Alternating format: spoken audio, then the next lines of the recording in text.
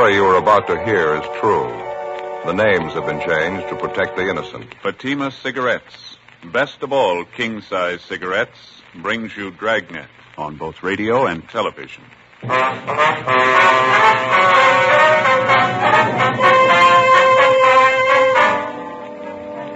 You're a detective sergeant. You're assigned to homicide, special detail. There are rumors of an impending war between juvenile gangs in your city. Reportedly, members of both gangs are well supplied with homemade weapons. You don't know when the fighting will break out. You don't know where. Your job? Stop it. Fatima, America's first largest-selling blended cigarette, now king-size. See the difference, taste the difference, smoke the difference. And in Fatima, the difference is quality. See the difference. Fatimas are 21% longer. Taste the difference. Enjoy Fatima's extra mildness. Much different, much better flavor and aroma. Smoke the difference. Get all the advantages of extra length, plus Fatima quality, which no other king-size cigarette has. Yes, in Fatima, the difference is quality. Definitely the best quality in its class, but the same price as the cigarette you're now smoking. So why wait? Switch to Fatima today. Each king-size Fatima gives you a long, extra mild, and soothing smoke with the added protection of Fatima quality. Buy Fatima.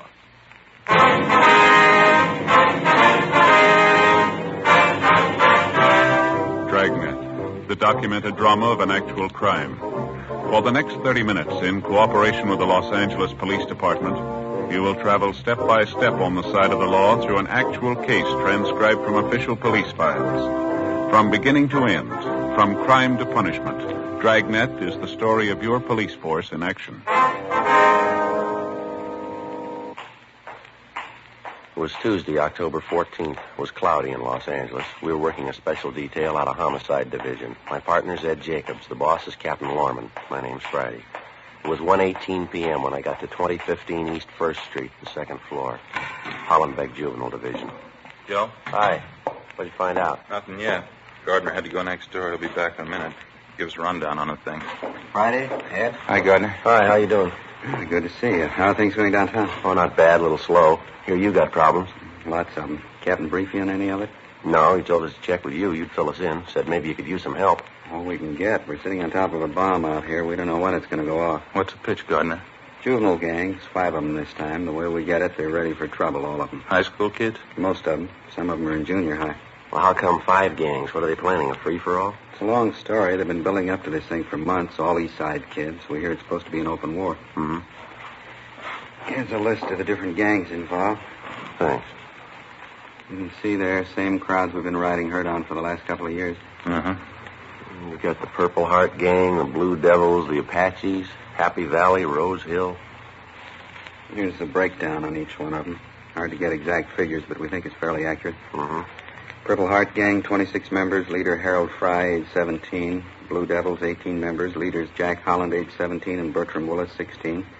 The Apaches, 22 members. Leader Robert Lawson, 17. They're supposed to be the strongest bunch. Well, Happy Valley Gang, 20 members. Leaders Roy Martin, 16, and Joseph Gomez, 16. Rose Hill Gang, 16 members. Leader Thomas Resnick, 18. yeah. Well, what's behind it, Gardner? I mean the gang war that they're supposed to be planning. A lot of factors enter into it, I guess. It's my own idea the Apache Gang's doing most of the promoting. What's the object, anyway? The usual big shot ideas some high school kids get. The Apaches figure they're going to run the whole east side. They've already scared the Happy Valley Gang and the Blue Devils into joining up with them. Well, how'd they manage that? I'd like to find out myself. Well, how about the other 2 crowds there, Rose Hill and the Purple Heart Bunch? The story I get is they won't come in with the Apaches. That's supposed to be the reason for the war. Either they join up with the Apaches or they fight them. That's the warning they got. Really playing it big time, huh? All the way. 16, 17-year-olds. They got gang lieutenants. They got their own cars, their own hideouts. Some of them even have their girlfriends running with them, same age. None of them over 17. Where'd you get your information, Bill? Half a dozen kids. Most of them from the Blue Devils and the Happy Valley Gang. They were mixed up in a couple of after-school fights in Hollenbeck Park. The stories they gave us are enough to curl your hair. Yeah, how do you mean? About the big war they're going to have. One of the girls we picked up gave us most of it. 15-year-old. Says her boyfriend's one of the big shots for the Blue Devil. What'd she have to say? Talked about it like it was some kind of a game they were playing. Yeah. Said the Rose Hill and the Purple Heart gangs were teaming up so they could stand up against the other three. They've been getting ready for the war for 6 weeks. They're really organized. I don't get it. Who's doing the organizing? Who's promoting it? I got an idea about that. I'll get to it in a minute. Take a look at these over here. Yeah. Samples of the different weapons the gangs are getting together for the big fight. Crazy kids. Brass knuckles. Homemade saps, all kinds. Well, what's this here, Gardner? Have a look. Homemade stiletto. Good 6-inch blade. Kids are supposed to have dozens of them. Another one here. Look at this. Ice pick. Anything you can think of, you name it, we got it. It's going to be wholesale murder if we can't find a way to stop it. You been able to figure what the real trouble is, Bill? I got an idea, yeah. You asked about the gangs teaming up a minute ago. Yeah. We figure we got a young Hitler on our hands. A kid by the name of Robert Lawson. He's supposed to be the ringleader of the Apache gang. Moved in about a year ago from the Middle West. How much you know about him? Wrote a letter to the city he originally came from. Nothing but trouble back there. Bad juvenile record. We've talked to the boy a couple of times. His parents, too. Didn't do much good. Never had enough to file a petition on him and bring him to the attention of the juvenile court. We know he's responsible for a lot of the trouble we got, but he always has some other kid do it for him. Never does it himself. You think he's responsible for working up the gang war ideas, eh? We figure he's our biggest problem. We've tried everything to reach the Lawson kid and settle him down. Checked with the teachers at his school, the principal, vice principal. They can't handle him. They figure on expelling him if he doesn't straighten out. Well, how about the other youngsters in these gangs? I mean, besides this Lawson boy here. We've got notifications out for them and their parents. They're supposed to be in here tomorrow night at 7:30. Maybe we can break Lawson's hold on these kids. Sure got me. What's the matter with this Lawson boy's parents? Don't they know what's going on? Can't they control him? Well, we tried to talk to the parents. They think we're wrong. They're proud of the kid. He's got a high IQ. They think he's a natural-born leader. Oh, sure. Yeah. The mother says people just don't understand the boy. Or maybe you should have told him. Huh? San Quentin's full of people we don't understand. The following night, Wednesday, October 15th, the members and ringleaders of the various juvenile gangs, along with their parents, showed up at Hollenbeck Juvenile Division as requested. In questioning each of the youngsters, we definitely confirmed the reports we had of the impending gang war. The interviews also revealed that if and when the fighting did start, it would be more serious than we at first figured. For one thing, there were more youngsters involved than we thought. The gangs had been recruiting new members by the dozen in preparation for the street fights. For another thing, we found out the teenagers weren't carrying around 8-inch knives and brass knuckles just for show. If fighting started, they were ready and willing to use them. We weren't sure how much we could count on it, but after interviewing the parents and advising them how serious the situation was, they promised their full cooperation. Most of them agreed they'd maintain strict check on their youngsters and keep them out of all neighborhood gang activities. Some of the parents took a resentful attitude. They insisted the gangs were harmless. They accused us of picking on the youngsters. A few of the parents didn't even show up at the meeting. Among these were the parents of 17-year-old Robert Lawson, the boy who seemed to be promoting most of the trouble. The following morning, my partner Ed Jacobs and I drove out to his home and we talked with his mother. She was friendly but not too cooperative. I don't know how you say that, Sergeant. I appreciate you worrying about my boy, but I'm sure it's not as bad as you think. I don't mean to contradict you, Mrs. Lawson, but I'm afraid it is a lot worse than you think. It's what the other officers said, too, but you really don't have any proof, do you? I mean, if you idle rumors, you certainly can't accuse Robert on that basis. We're not accusing Robert of anything, ma'am. It's not the point. What we're trying to do is to head off the trouble before it starts. You were living in the Middle West before you came to Los Angeles, that right, ma'am? Yes, that's right, Nebraska. Well, wasn't your boy in some kind of trouble back there? Yes, but it didn't amount to anything. Could have been avoided so easily. They just didn't understand Robert. That was the whole trouble. Is he an only child, ma'am? Yes, just Robert.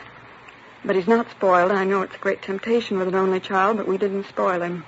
Robert just isn't like that. Uh-huh. You allow him quite a bit of freedom, do you, ma'am? I mean, does he go out at night very often? Well, he is 17 years old, going on 18. Yes, my husband and I allow him to go out as often as he likes, as long as he keeps up with his studies. Robert's always done very well. Always tops in his class. Do you know where he spends his time when he goes out at night? He's usually down at the gym or at the library. You know that for a fact, do you? I trust Robert, if that's what you mean. If he tells me that's where he's going, I believe him. The mother can't believe her own son. Who can she believe? How about the company your boy keeps? You know any of his friends, Mrs. Lawson? Few, yes. There's the Miller boy and Jack Holland. They seem to be fine boys. Miller and Holland? Yes. There doesn't seem to be anything wrong with them. Well, there is, ma'am. What? Both of them have juvenile records. Both of them belong to your son's gang. Really, Sergeant, how can you say that? It isn't fair. Wouldn't it be better to try and understand these boys instead of picking on them, persecuting them? I don't know how we're going to make you understand, Mrs. Lawson. We're not picking on them. We're not persecuting them. We know there's a gang problem. We know your boy's one of those at the bottom of it. If something isn't done, there's going to be trouble. If we're going to stop it before it begins, we're going to have your help. I'm perfectly willing to cooperate. You know that. That must be Robert now. Excuse me. Robert? Bob, is that you? Yeah? Would you come in here a minute, Bob? We're in the living room. Yeah? What do you want? These are police officers, Bobby. This is Sergeant Friday. Sergeant Jacobs, is that right? Yes, ma'am. How are you? How do you do? Hi. How about something to eat? Haven't you got anything ready?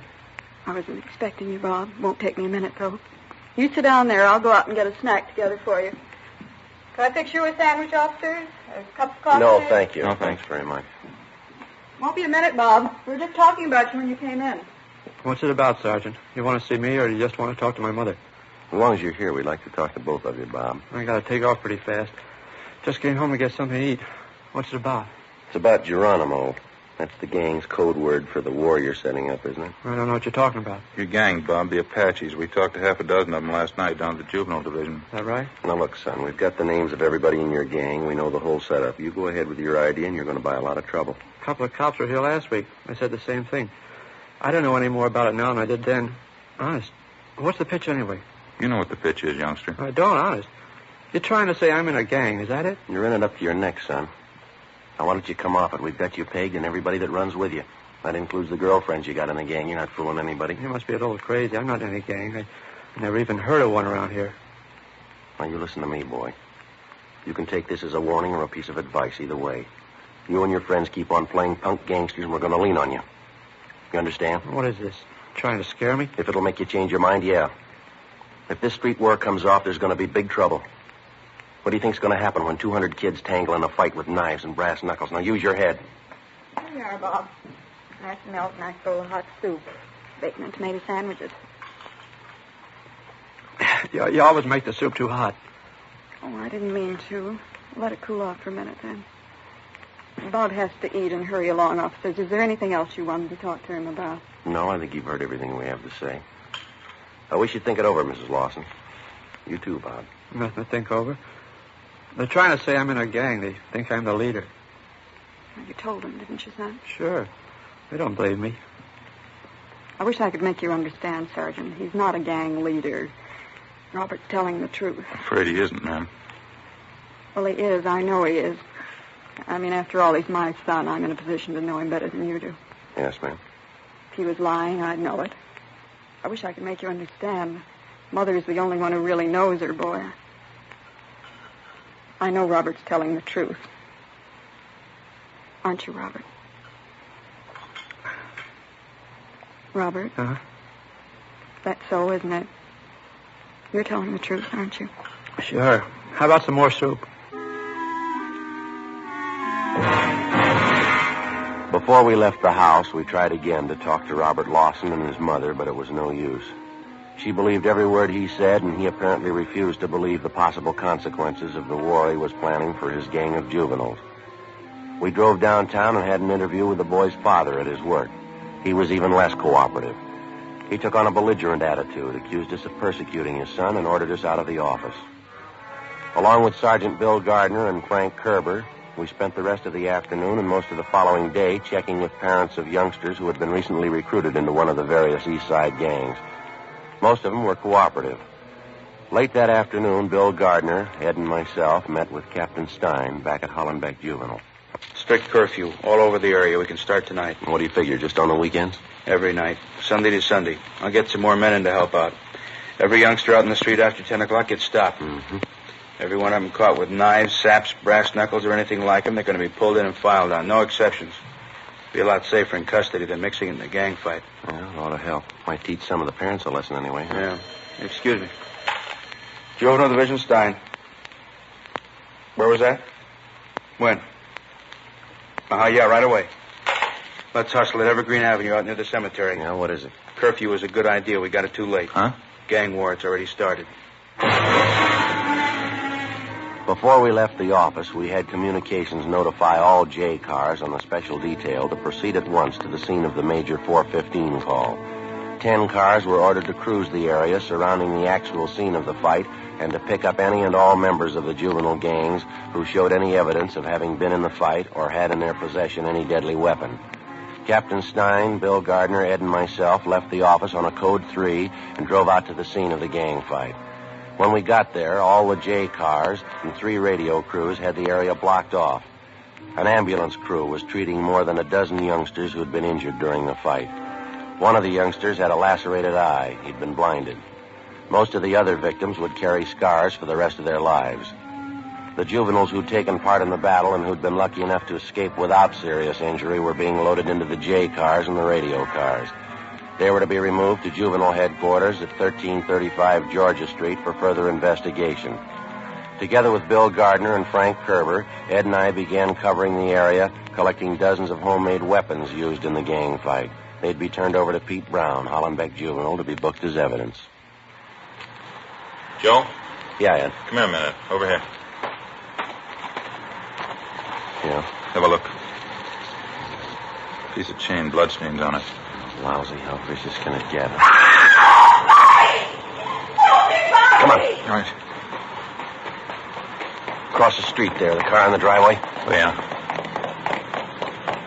Help him. He's hurt. Somebody help him, Bobby. What's the trouble? Bobby, he was in the fight. One of the gang, they stabbed him. He's in the car. Come on. What is it, Joe? Take a look. The Lawson boy, huh? Yeah, knife in his chest. Want me to get the doctor? Yeah, call the coroner, too.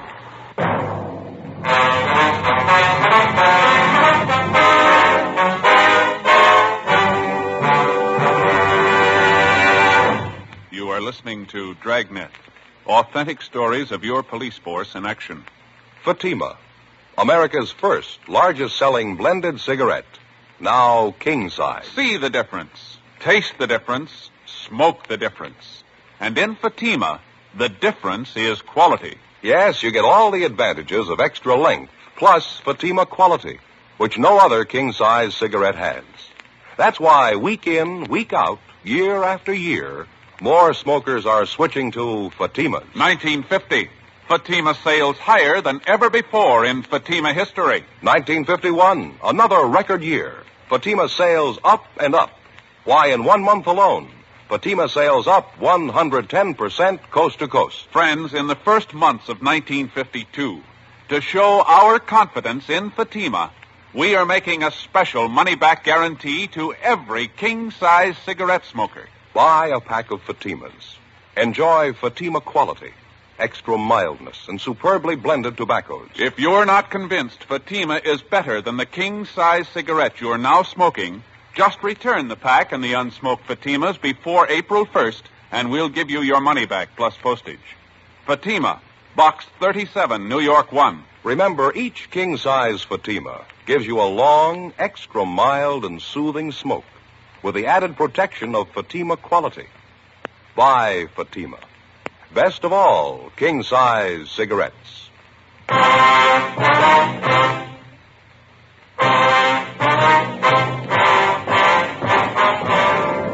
Thursday, October 16th, 5:35 p.m. After the discovery of Robert Lawson's body in the car parked in the driveway adjoining the cemetery grounds, Ed brought the doctor over from the ambulance. The 17-year-old Lawson boy was pronounced dead.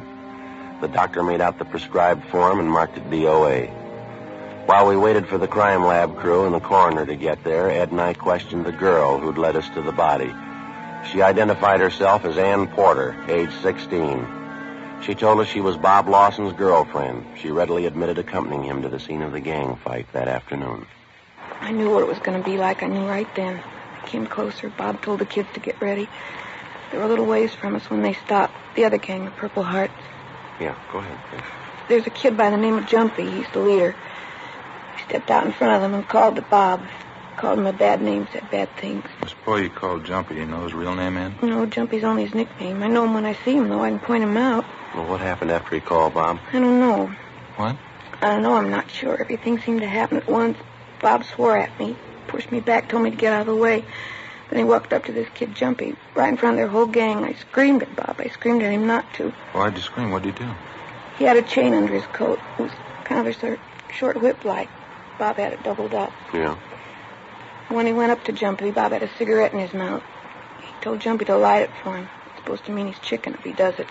Jumpy laughed at him. Bob took out the chain, hit him across the face with it. Hit him with all his might. Mm-hmm. It knocked Jumpy down. He was laying on the sidewalk. His face was cut bad. Bob had the chain, kept hitting him with it. And somebody gave a yell, and both the gangs started fighting. Were you close to Bob Lawson most of the time? No, not first. There was a lot of yelling and kicking and fighting going on. I ran around and was looking for him. Finally saw Bob. I'm not sure it happened so fast. What happened then? I'm not sure. I thought I saw Jumpy pull a knife on Bob. Long and thin, maybe an ice pick. Yeah. Bobby was still hitting with the chain. It looked like Jumpy hit Bob in the chest with something right over the heart. Bobby stopped. Jumpy did it again. Bobby got white. He looked sick. He turned around and started to run. Well, what happened then? Bobby kept running. I knew he was hurt. I went after him. I saw him fall, but he got up. He kept running. Then one of the other gang grabbed me. They hit me. It's all right. We understand. I didn't find Bob until the fight was over. I heard the cops' cars coming, sirens, coming around from everywhere. I felt sick. I finally found Bob, though. He was laying in the back seat of the car, just laying there. And that's when you called out? Yes. I guess I knew it. As soon as I looked at him, dead white as a sheet. It ain't easy. Not when you find somebody dead, not somebody you love. All right, youngster. It'll be all right. It'll be all right. You're lying. You know that. It won't be all right. Take it easy, Ann. I loved Bob. Didn't you know that? When he graduated, the first thing we were going to get married. As soon as he got out of school, we'd be married. We'd be married. Ann? Ann? Yeah. How old are you? I'm 16. Why? Nothing. It happens to practically everybody. What? People seem to make a lot of mistakes when they're 16.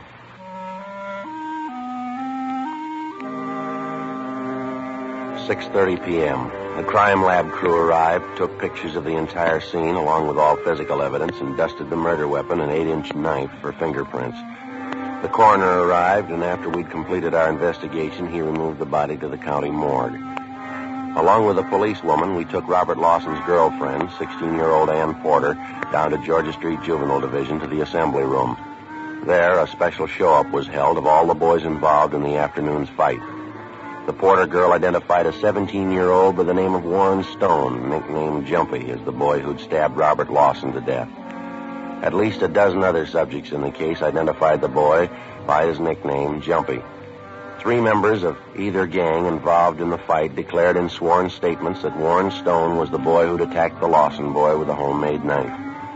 Statements were taken from all concerned, and the ringleaders of the gangs were detained. The other subjects were released to their parents' custody after being notified that they would be filed on and a hearing held in juvenile court. Ann Porter was returned home by a policewoman.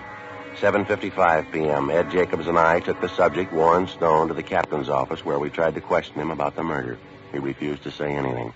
I told you the truth. I told you the whole story. I don't have to tell you again. We're pretty sure you didn't tell us the truth, Warren. We know you tangled with Bob Lawson in that fight this afternoon. No, I didn't. We've got statements from a dozen kids, son. They say Lawson had a piece of chain. He kept slugging you with it. They say you pulled a knife and stabbed him. How do they know? A lot of kids there had knives. Anybody could have stabbed him. Why are you picking on me? It was your knife. It was your knife that killed him. Your initials on it.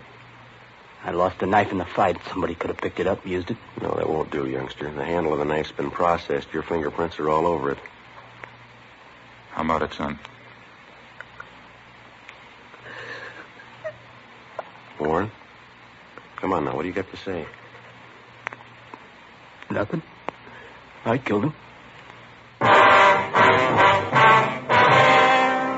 8:40 p.m. Warren Stone was booked in at Georgia Street Jail on suspicion of 187 PC, murder.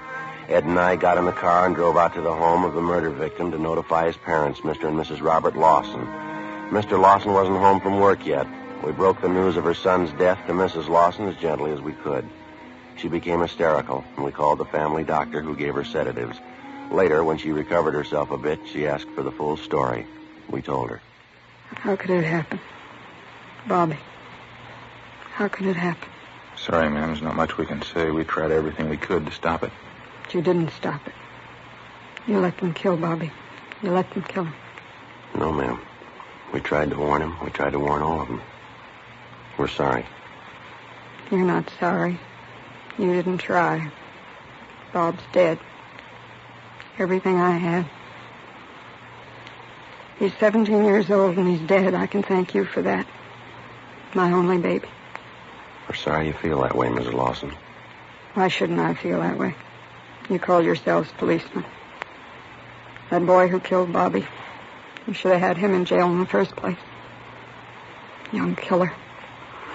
Running around loose, you're as guilty as he is. I'm not defending him, ma'am, but he wasn't a young killer. Didn't even have a juvenile record. I don't care anything about records. He's a killer. He took a knife and he killed Bob, and you let him do it. You let him. I think we better be going in. Yeah. You or your husband will have to identify the body, and tomorrow morning will be all right, the county morgue. Dear God. You'll have to be at the coroner's inquest, too. You'll be notified about the time and the date.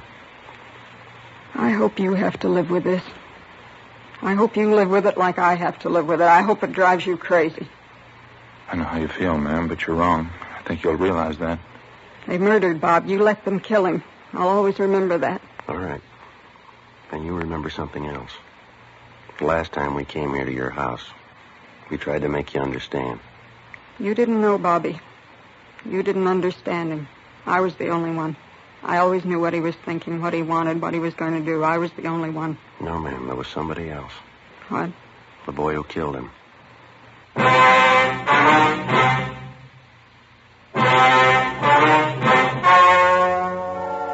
The story you have just heard was true. The names were changed to protect the innocent. On November 7th, the hearing was held in Juvenile Court, Department 38, City and County of Los Angeles, State of California. In a moment, the results of that hearing. And now, here is our star, Jack Webb. Thank you, George Fenneman. Friends, just as a hobby, I've been collecting early jazz records, blues and two-beat music like Leon Bix Beiderbecke used to play, and, of course, just about everything Benny Goodman has done. I've always tried to build my collection on quality. Now, in my opinion, that's the only rule to follow in choosing a king-size cigarette. Choose for quality. Believe me, I know that's what you'll find in Fatima. I know because I smoke them. If you haven't, here's what I'd like you to do. Get a pack tomorrow and compare them.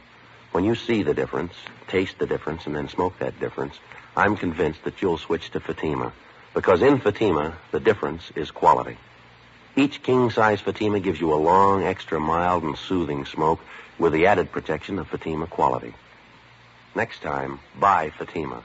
Best of all, king-size cigarettes.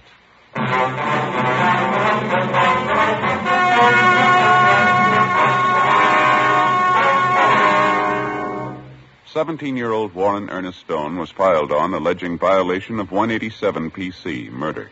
The rest of the juvenile gang ringleaders were filed on alleging 242 PC, battery. They were all made wards of the juvenile court and placed in detention homes under the supervision of the State Youth Authority. They are still confined in state institutions for juveniles.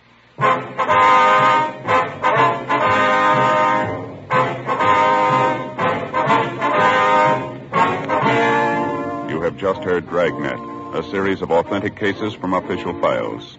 Technical advice comes from the Office of Chief of Police W.H. Parker, Los Angeles Police Department. Heard tonight were Barney Phillips, Charles Smith, and Eddie Firestone. Script by Jim Moser. Music by Walter Schumann. Hal Gibney speaking.